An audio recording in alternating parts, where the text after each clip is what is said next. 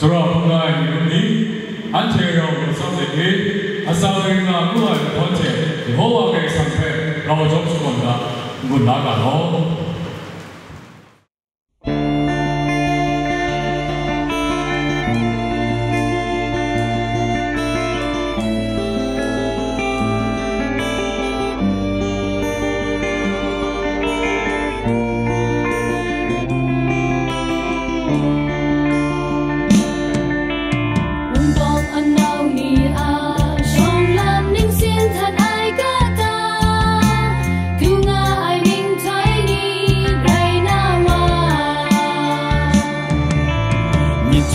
Chum lamsha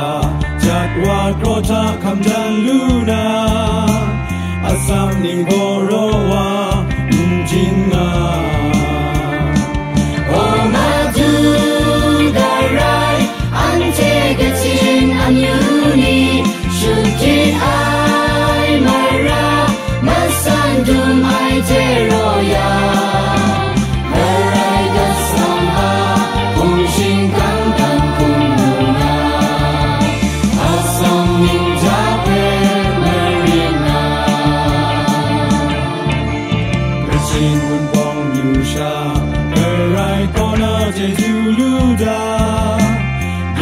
Gin sa mundan som la na Dai be matuluna sawa chani majenjinga la bangun serau gasanwa Dai ni na tenta ante gachin anyuni patiently luna red sing sananga shinung na shara kenwa la plantang la sha nimata shong lam tumana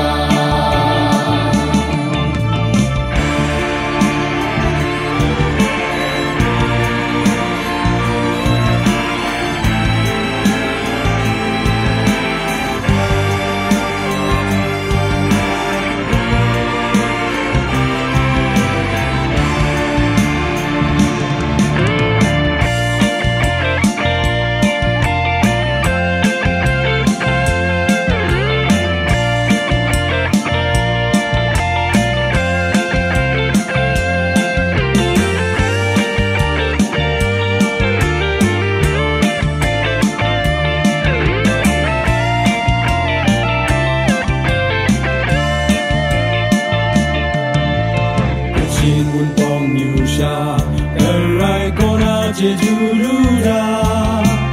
Gimrugin sa mundan som la nga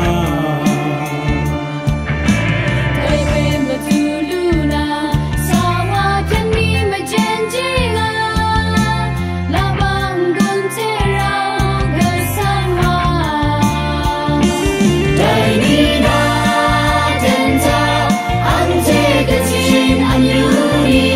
patiently sananga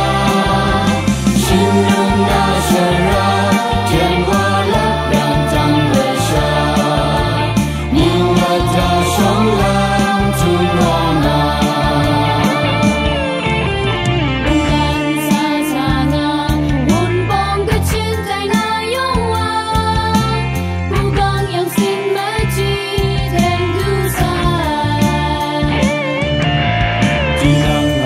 Shara angwa magam lam ta kangka Ngun ta ting rau sha shakut ga